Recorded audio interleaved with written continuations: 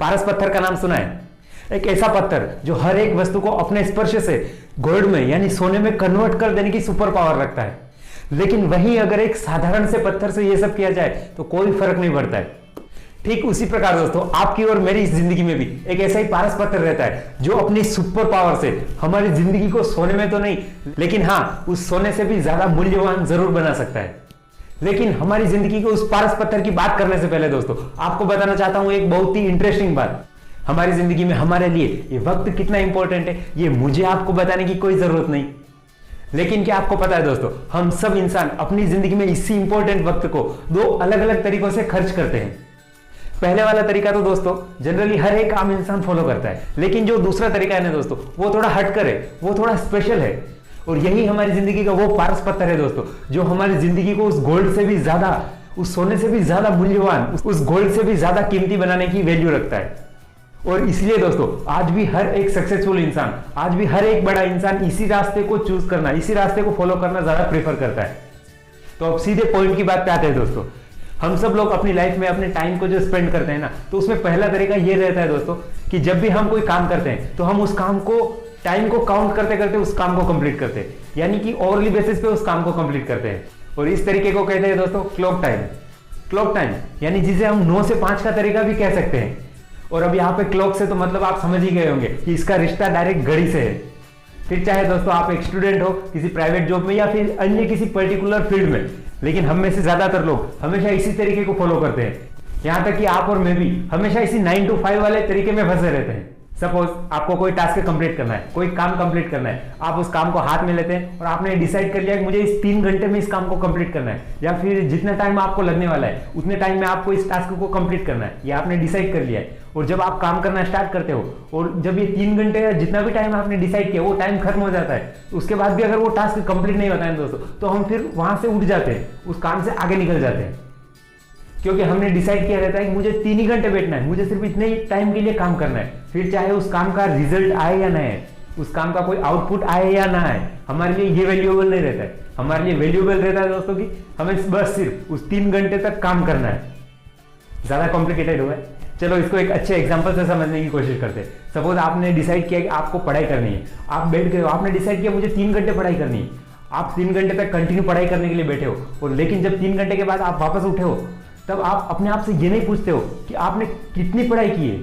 Of course आप 3 घंटे तक कंटिन्यू बैठकर पढ़ाई की है, आपने 3 घंटे तक आप नॉन स्टॉप कंटिन्यू काम कर रहे हो, आपने 3 घंटे पढ़ाई तो की है, लेकिन एक्चुअल में आपने कितनी पढ़ाई की है ये हम खुद से नहीं पूछते। क्योंकि दोस्तों जब हम ये डिसाइड करके बैठते हैं कि हमें सिर्फ 3 ही घंटे काम करना है तो हमारा दिमाग का जो फोकस रहता है ना वो पूरा उन 3 घंटों पर रहता है, न कि आउटपुट पर। हम बाद में खुद से ये नहीं पूछते कि 3 घंटे का आउटपुट क्या मिला है, 3 घंटे काम करने के बाद हमें ऐसा क्या मिला है जो हमारे आने वाले वक्त में हमारे लिए काम आ सकता है। बस हमारा ध्यान जाएगा तो सिर्फ इतना ही दोस्तों कि आज मैंने 3 घंटे पढ़ाई की है। और दोस्तों हम में से ज्यादातर लोग किसी भी काम को करने के लिए हमेशा इसी रास्ते को प्रेफर करते हैं, और इसीलिए दोस्तों हम सब इस तरीके को क्लॉक टाइम कहते हैं। क्लॉक टाइम यानी घड़ी को, टाइम को काउंट करते करते काम कंप्लीट करना। और हम में से ज्यादातर लोग काम करने के इसी रास्ते को ज्यादा फॉलो करते हैं, लेकिन हम में से ही कुछ लोग ऐसे भी रहते हैं जिनके काम करने का स्टाइल थोड़ा अलग रहता है, थोड़ा यूनिक, हटके रहता है। और ये लोग वो होते हैं दोस्तों जो उन ज्यादातर को छोड़ने के बाद जो कैटेगरी बचते हैं ना उसमें से ये लोग होते हैं। लेकिन अब आप पूछोगे कि आखिर ऐसा कौन सा रास्ता ये लोग फॉलो करते हैं, तो दोस्तों ये लोग हमेशा अपने टाइम पर नहीं, अपने टास्क पर, अपने काम पर फोकस करते हैं। बल्कि हमेशा ये लोग जब भी किसी टास्क को स्टार्ट करते हैं, जब भी किसी काम को स्टार्ट करते हैं ना तो हमेशा यही डिसाइड करके बैठते हैं कि जब तक इस काम को कंप्लीट नहीं किया जाए, जब तक इस टास्क को पूरा कर नहीं लिया जाता है तब तक उसे छोड़ा नहीं जा सकता है।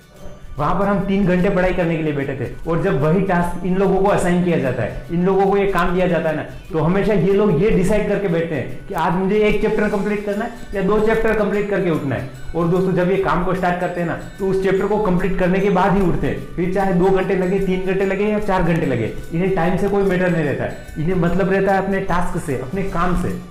और काम करने के इसी दूसरे तरीके को दोस्तों हम टास्क बेस्ड टाइम यानी टास्क टाइम कहते हैं। जो पहला तरीका था वो था क्लॉक टाइम यानी घड़ी के घंटों को गिनते गिनते काम कंप्लीट करना, जबकि उसके बिल्कुल उल्टा ये है टास्क टाइम यानी टास्क को कंप्लीट करना है।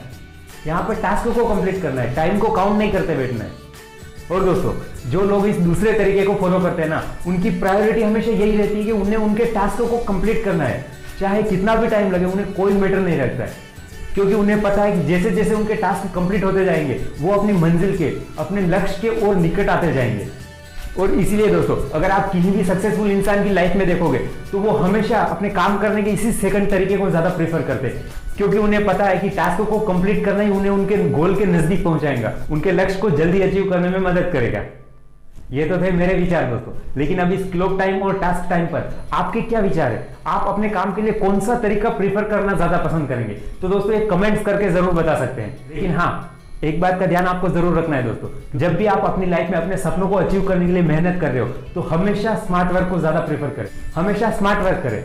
क्योंकि ये बात तो आपको बहुत अच्छे तरीके से पता होगी कि स्मार्ट वर्क और हार्ड वर्क के बीच में एक बहुत बारीक डिफरेंस होता है, बहुत पतली लाइन होती है, जिसका अगर हम ध्यान नहीं रखेंगे तो हम हमेशा हार्ड वर्क ही करते रह जाएंगे, हमें हमारी मेहनत का, हमारे एफर्ट्स का कोई रिजल्ट ही नहीं मिलेगा, कोई आउटपुट ही नहीं मिलेगा। इसलिए दोस्तों इस बात का हमेशा ध्यान रखिए। तो दोस्तों, अगर आप भी smart work versus hard work के बारे में कुछ इंटरेस्टिंग फैक्ट जानना चाहते हैं तो इस लेफ्ट वाले वीडियो पर क्लिक करें, नहीं तो आप हमेशा की तरह इस राइट वाले वीडियो पर आगे बढ़ सकते हैं। तो दोस्तों, वीडियो पसंद आए तो लाइक करें, डायरेक्शन ऑफ लाइफ के चैनल को सब्सक्राइब करना बिल्कुल न भूलें। तो दोस्तों, फिर से मिलते हैं अगले एक और मजेदार और इंटरेस्टिंग वीडियो में। तब तक बने रहिए डायरेक्शन ऑफ लाइफ के साथ और दीजिए आपकी लाइफ को एक पॉजिटिव डायरेक्शन। जय हिंद।